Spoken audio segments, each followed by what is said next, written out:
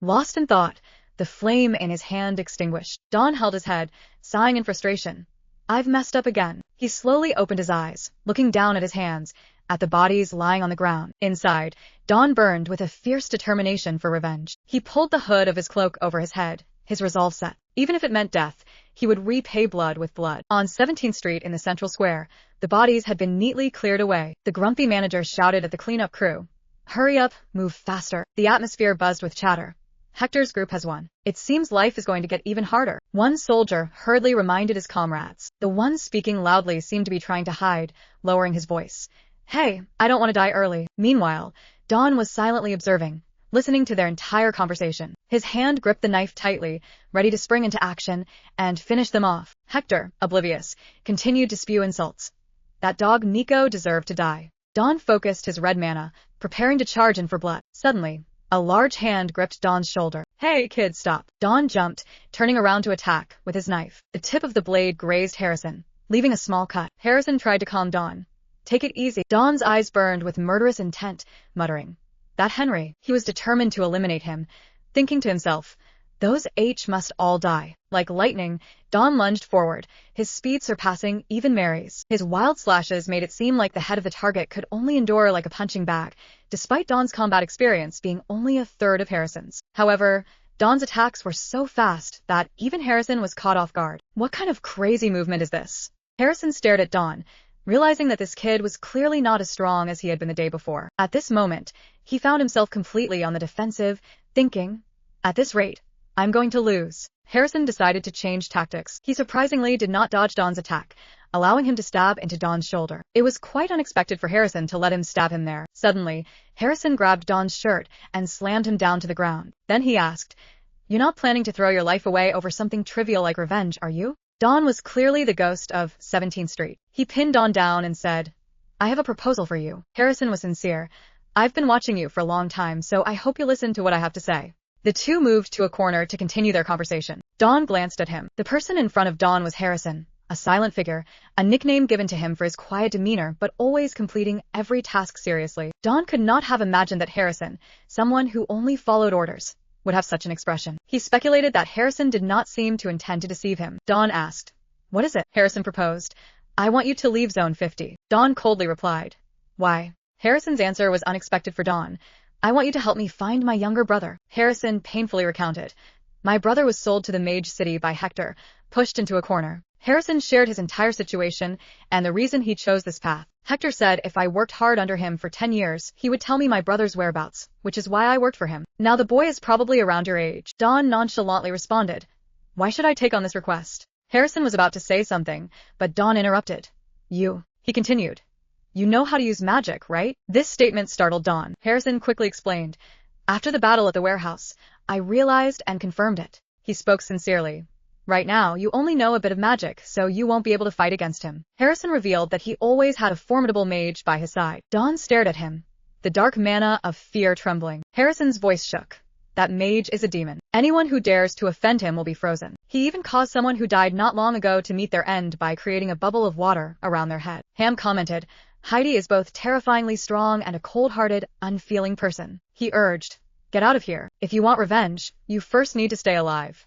Dylan stood with his arms crossed, deep in thought, his bald head surprisingly clever. He admitted sincerely, I haven't had formal training, so I act based on instinct. My opponent is a true master. I don't stand a chance. Ham continued, I heard that the city of mages is somewhere upstream of the Elton River, and only mages are allowed to enter. He pulled out a wad of cash from his pocket, gripping it tightly in his hand.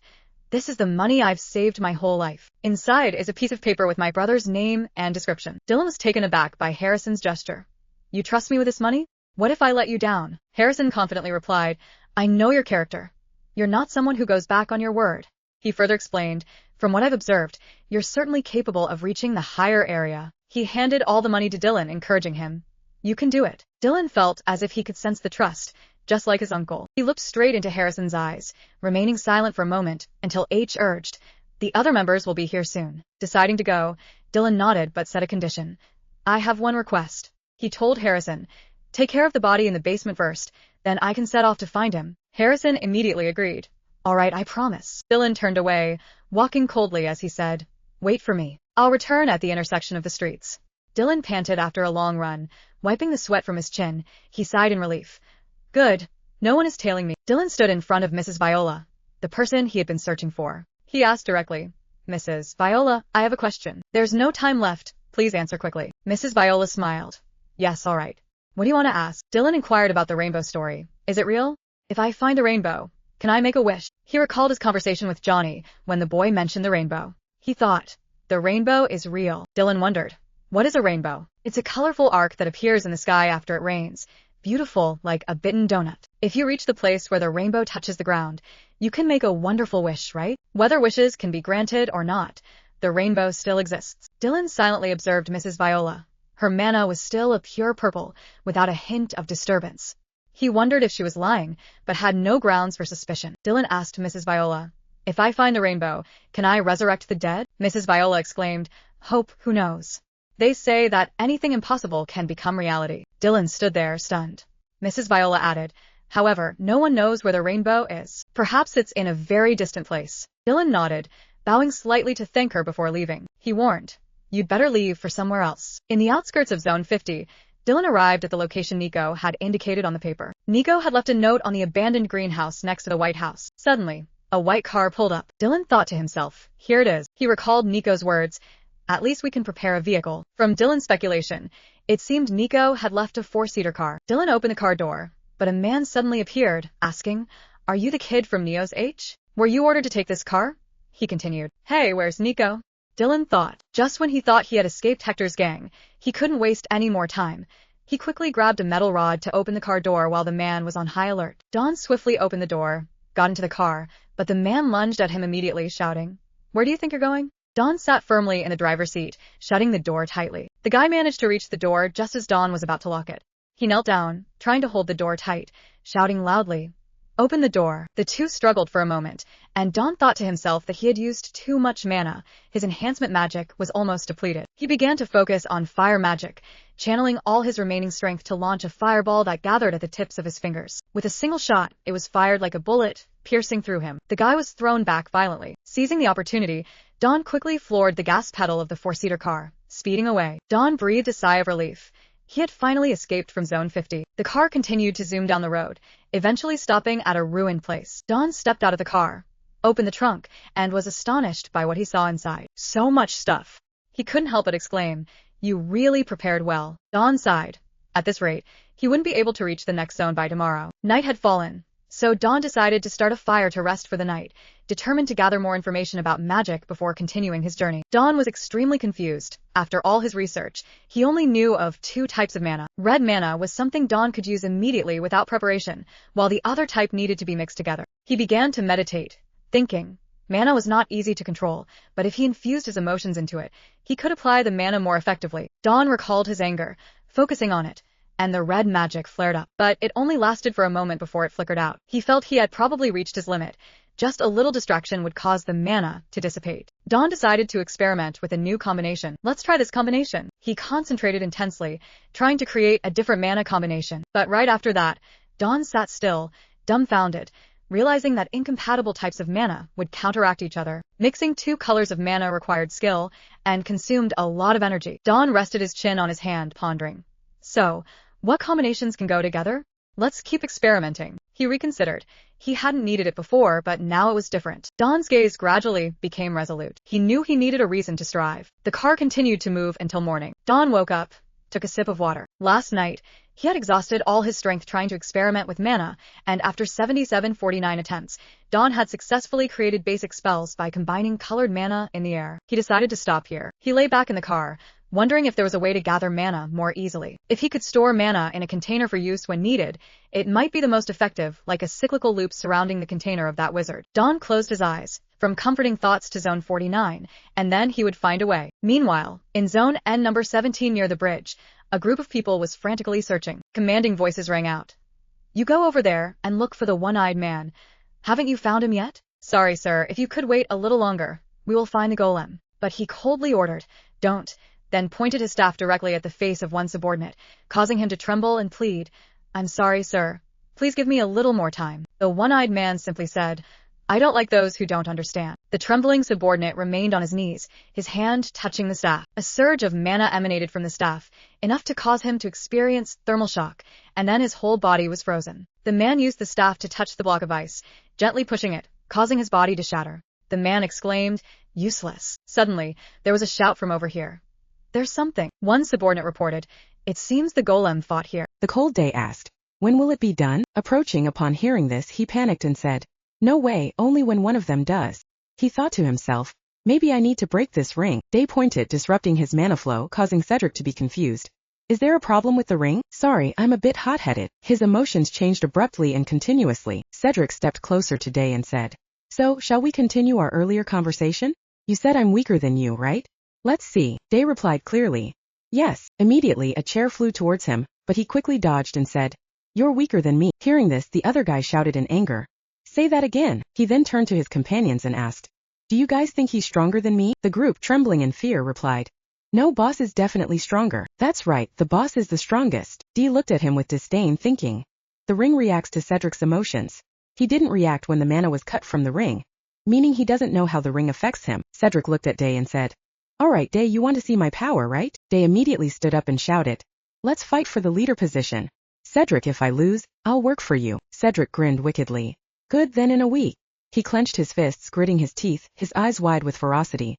"We'll fight when everyone can watch, including my people and other gangs," he arrogantly stated. "That way we can be sure who's stronger, right?" Day nodded. "Okay, but where did you get that ring?" Hector grinned maliciously. "If you defeat me, you'll find out." Then he added, "But that's not going to happen." The scene shifted to the next day, with Day walking down the street, pondering about that ring. What could it be? Suddenly, someone attempted to ambush him from behind. Day quickly blocked the punch from the attacker. A group with sticks mocked him. "Oh, caught you, huh? Who allowed you to roam around here?" One of them said. "You must be out of your mind, Day." Surrounded, the other said, "Don't even think about running on our turf. We'll teach you a lesson." Day found it too annoying and shouted, "Shut up." Then he got into a fighting stance. "Come at me." Just a few minutes later, Day had taken down all the thugs.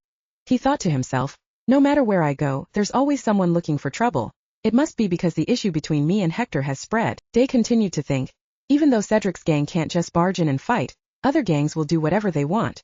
Letting outsiders roam freely on their territory without consequences would hurt their pride. The other gangs were already watching him closely. He wiped the blood from his face, thinking it was all going according to plan. Day thought further. The more I use it, the stronger the magic becomes. With just one strike, I can send my opponent flying. He clenched his fists, thinking, the more experience I gain, the faster I can cast spells and the less mental energy it costs. Provoking them was indeed the right choice. Day spoke up. "Let's put that aside. Now that I've said my piece, how long are you going to just stand there and stare?" Hearing this, a gray-haired boy wearing a cap stepped forward. Philip, gathering all his courage, asked Day, "You're a hunter, right?" He was extremely worried and scared. Day looked at the boy, thinking, smaller than others his age, and he's alone. He doesn't seem good at fighting, how strange. He stepped closer and said, "Take off your glasses. Broken glass can hurt your hands." Philip panicked and shouted, "Huh? Wait." He trembled and said, "I'm not here to fight." Dee looked at him in confusion. "You're scared and still dare to challenge me?" Philip, with a worried expression, tried to stay calm and said to Day, "Calm down. I can't fight, look at me, who could I possibly take on?" Hearing this, Dee immediately asked, "What's going on?" Philip swallowed hard, trying to regain his composure, and introduced himself. "My name is Philip." The boy stood tall, his voice full of confidence. "I have a proposal for you." Shortly after, Philip led Day along, saying, "I live at the Eastern Junkyard." On the way, he turned to Day and said, "Hunter, I've heard a lot of rumors about you. People talk about you everywhere. It seems that's the name you got after crushing those guys as a newcomer." Upon arriving, the two continued walking together. After a while they reached a room. Philip turned to Day and said, "We're here, you can kick the door open." Inside was a bustling space filled with many people working alongside Philip, discussing and working frantically. "Hey, can someone head to 3rd Street for me? Just deliver a few things. It's so spacious. Welcome to the Hotel Empire. It seems there are over 100 people here. Exactly 186, including those working outside. They all have something in common. Do you notice how easy it is to join? They all seem quite young and small in stature." "That's right, you're quite observant. Zone 49 has a lot of mines." "You mean most adults have died off? So you're not just good at fighting, huh?" "Let's just say there are many tasks. Shops are willing to hire even children. It's to the point that the neighborhood management groups can't keep track. So to exchange labor rights with some groups, I agreed to pay a small ransom and send workers if they need it." Cedric smiled proudly, saying, "You can consider me a broker. Want a place to stay? Of course it's not free. Day asked if he built this place himself. Cedric hesitated and replied, of course, you have no idea how difficult it is to set up all this infrastructure. Suddenly a voice rang out. Cedric. John was running over. Cedric asked, oh John, how's the job at the restaurant? John replied, really good, no one bullies me. The boy handed Cedric a stack of money. Here, rent for Tang, Cedric cheerfully said. All right, I'll confirm it. John left saying, thanks. Cedric opened his notebook and recorded that John had collected the rent. Tang stood behind staring at the notebook and Cedric jumped quickly explaining, oh sorry, I need to jot this down right away. He handed Day the notebook. This is the hotel management ledger. You seem interested in taking a look, right? But it might be a bit hard to understand at first. Dee opened the notebook and read through the pages. He paused at a page about himself, the rumored hunter from Zone 50, living in a car next to the southern junkyard, rarely changing expressions, very skilled at fighting, and extremely intimidating, approaching as cautiously as possible. Dee looked at Cedric. You really did your homework on me? Cedric nervously asked. Huh, you can read? Dee calmly replied. A little. Cedric broke into a sweat. I'm sorry, I didn't mean to make excuses or anything. I just like observing others, so please forgive me. Huh. Dee replied gently. Unlike me, no matter how hard I try, I can't understand anything. He handed the notebook back. No need to apologize, I'm fine. Ah, buddy. Cedric sighed in relief. All right. He then extended his hand and said, here we go. Cedric noticed the two looking bewildered and introduced. This is Day, the hunter from the rumors I've mentioned. I invited him here as a guest. Both of them were extremely surprised and startled. Dee and Cedric stepped into the room together. Cedric pointed around and said, this is my place, make yourself at home. Dee watched as Cedric opened a safe and scoffed. At first I thought you were just a con artist. Cedric broke into a sweat, quickly replied. Come on, I haven't lied about anything. Credibility is the most important thing in business. Dee sat down in the chair. Cedric continued. Money can always be earned back, but losing credibility makes everything difficult. Dee thought for a moment and asked, so do you have any suggestions for me? He looked at Cedric, who was trembling, and thought to himself that he was still a bit scary, but to make a profit, he had to overcome this fear. At that moment, Cedric's eyes lit up. He extended his hand and spoke with determination. I have a sincere proposal. Let's become business partners. Cedric continued. When you defeat Cedric and become the new leader, the whole room fell into an unusual silence. Dee stared at Cedric, thinking that there was less dark mana than before. He had once feared him, but now he was brimming with confidence. Dee asked, you don't think I'll lose, do you? Cedric replied. I can't rule that possibility out, but I believe you will win. Dee tilted his head. What's the reason? Cedric smiled. Intuitively, I like to observe others. When I closely observe a person's behavior, I can see a part of who they are. Cedric continued.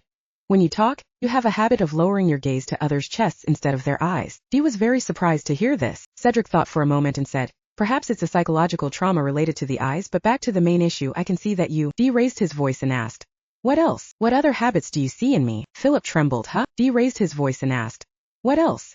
What other habits do you see in me? Philip trembled. Huh? Day commanded speak. Philip pushed his glasses up as he turned a corner, always stepping with his right foot. Perhaps it was a conditioned reflex due to the possibility of encountering an enemy since he was right-handed. The way he fought was also quite unique. Day thought to himself that it was the first time he had heard such a detailed and specific analysis. Until now, people had only seen him from the outside, thinking he was cold and intimidating, but Philip saw through many things. Philip continued. You have a habit of letting emotions influence you when fighting, but you fight by reading your opponent's movements through calculations. Therefore, I believe you are capable of winning. Before Philip could finish speaking, Day interjected. I accept. Philip was surprised. Huh? I haven't finished explaining yet, and you already believe? Day replied coldly. Handle it yourself, just don't be superficial. Philip was overjoyed. That's great then. Day stood up and added. Oh, I have one condition. Philip asked. What is it? Day turned back to look at him. Philip, it seems you have many connections here. I need you to find something for me. 2 days later, Philip's worker was busy fixing Day's bike. He curiously asked, is it true that you come from Zone 50? He was fixing the bike while laughing cheerfully. With the condition of this bike, if you say you crossed the desert, I would believe it. By the way, it seems Philip really likes you. He rarely sends someone skilled like me. Hearing this, Day pondered. At that moment, the young man continued. Oh, can you hand me that wrench? And also a 6mm nut. Day looked for a moment before noticing the tools the young man was working with. He then used his strength to make several tools float. He was quite surprised to see those items right next to him and said, oh, was it here all along? I brought it out. Hearing that, Day remained silent. The sun was now at its peak. After a while, the young man finished the job and said, all done. Aside from the overheating engine, there's not much else. I've replaced it with a better radiator. From now on it should be fine. Then he leaned in and whispered to Day. I secretly brought this from my shop, the most expensive one. Day praised very good. After that, he put away his tools and said, There's nothing requested from Philip, and Philip is our savior. The young man continued with a grateful tone. Without him, we probably wouldn't be able to find work. So even if we have to give up part of our income, we don't complain at all. Day thought to himself that he was surprisingly famous. Then the young man handed Day a piece of paper and said, "Oh right, Philip told me to give you this." Cody excitedly said, "How does that sound? Is that reason enough for you to join?" "This is an opportunity to elevate your status," Dawn replied. "That's quite an interesting story. Joining a group isn't hard. Yes, it's a wise decision to join our family. However, I refuse to work for someone weaker than me." The room fell unusually silent. "Did you just say I'm weaker than you?" The cold Ray asked. "When will it be done?" Approaching, hearing this, he panicked and said, "No way. Only when one of them is done." He thought to himself, "Maybe I need to break this ring." Ray pointed, disrupting his mana flow, causing Cedric to misunderstand. "Is there a problem with the ring?" "Sorry, I'm a bit hot-headed." His emotions changed abruptly and continuously. Cedric moved closer to Ray and said, "So, shall we continue our earlier conversation? You said I'm weaker than you, right?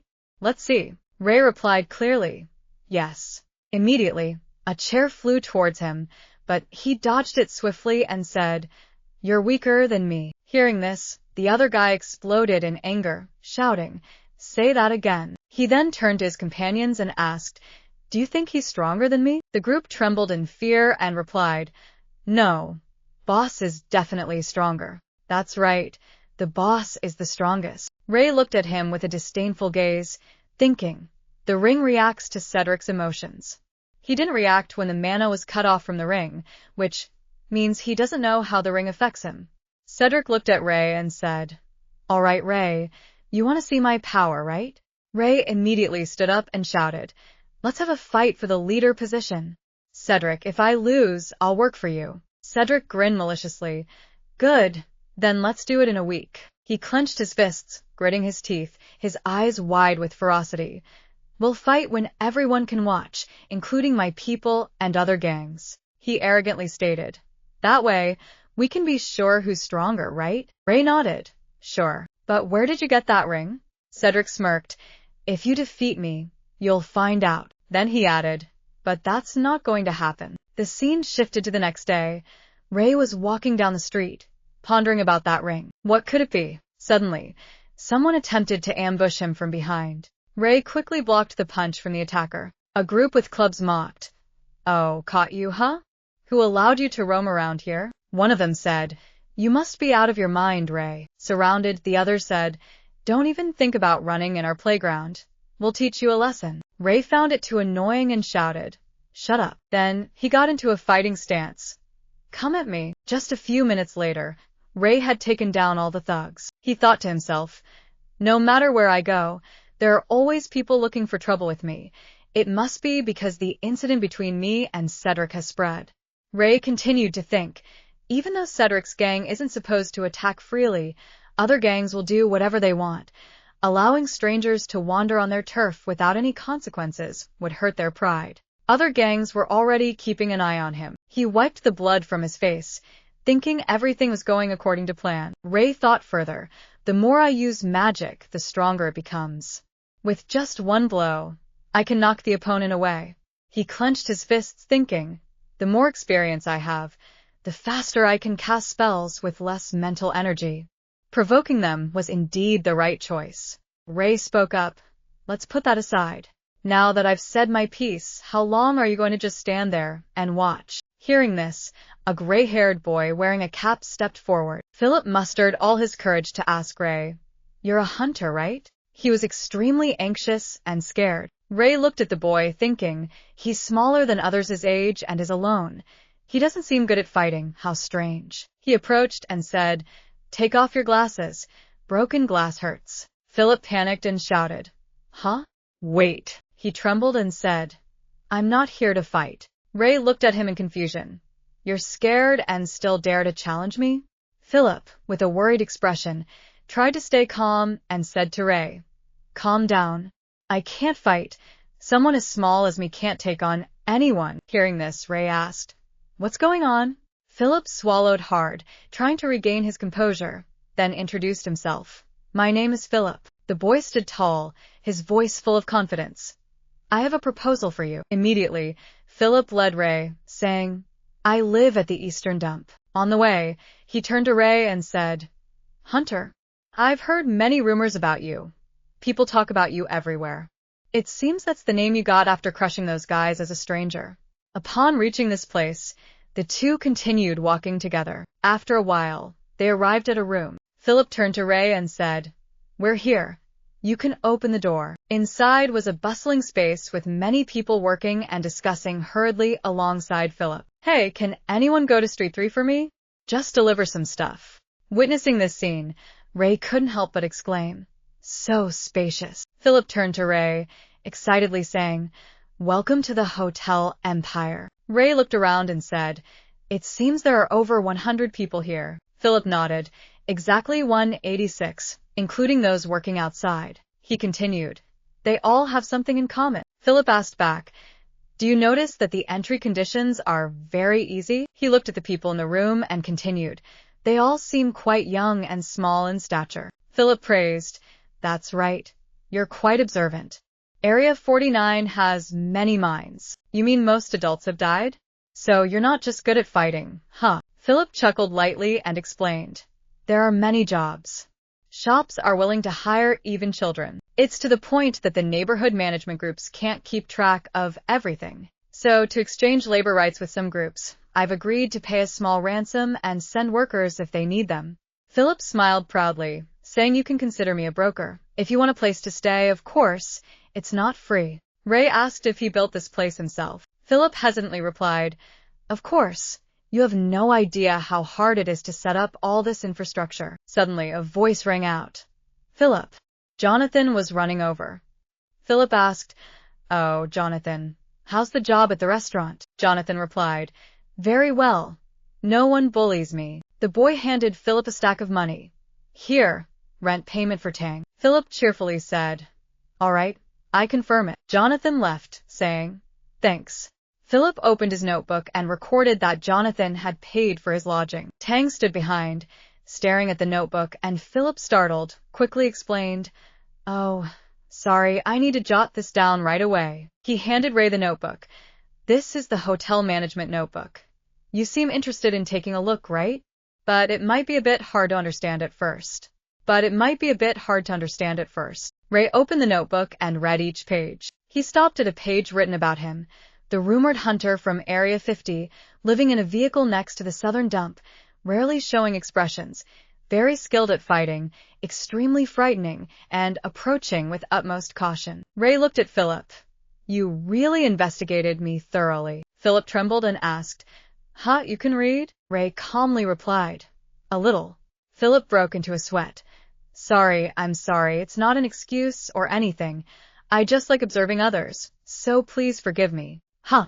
Ray gently replied, Unlike me, even if I tried, I wouldn't understand anything. He returned a notebook. No need to apologize, I'm fine. Buddy. Philip sighed in relief.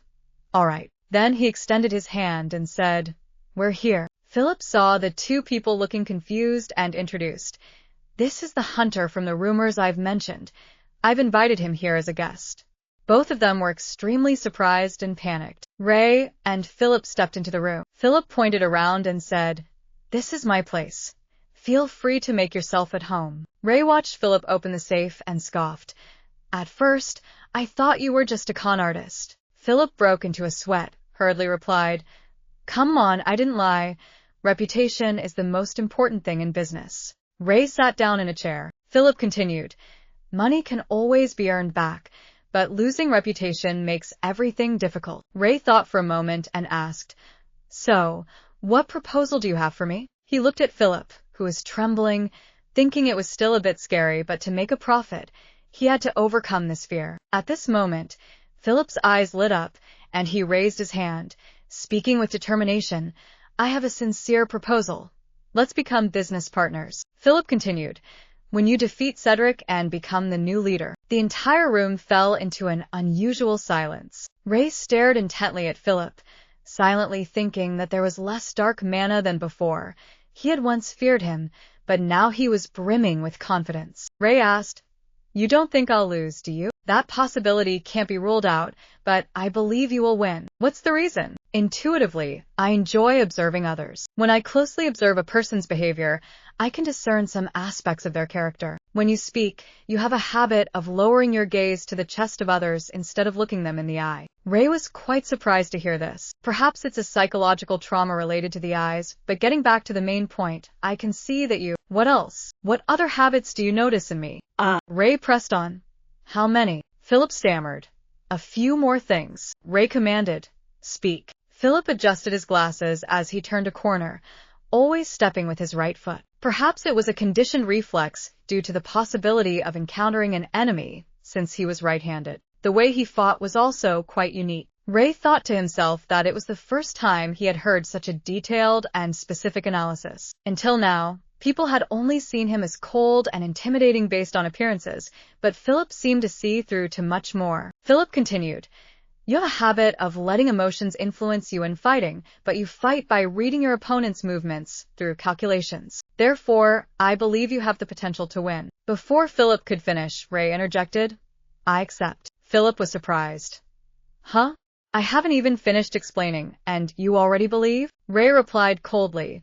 Handle it yourself. Just don't be superficial about it. Philip joyfully exclaimed. That's great. Ray stood up and added. Oh, I have one condition. Philip asked. What is it? Ray turned to look at him. Philip, it seems you have many connections here. I need you to find something for me. 2 days later, Philip's servant was busy fixing Ray's vehicle. He curiously asked, Is it true that you come from Zone 50? As he worked on the car, he smiled cheerfully. Given the state of this vehicle, if you told me you crossed the desert, I'd believe it. It seems Philip really likes you. He rarely sends someone skilled like me. Hearing this, Ray pondered thoughtfully. At that moment, the young man continued.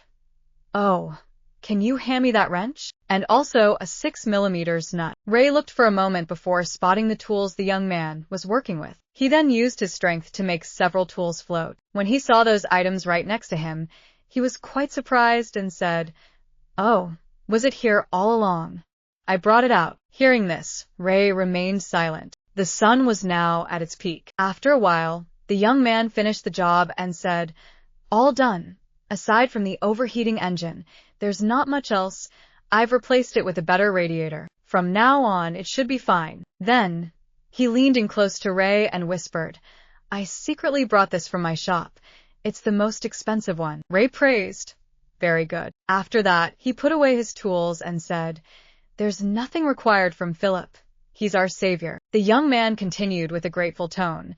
Without him, we probably wouldn't be able to find work, so even if we have to give up part of our income, we don't complain at all. Ray thought to himself that he was surprisingly famous. Then, the young man handed Ray a piece of paper and said, Oh, right. Philip asked me to give you this.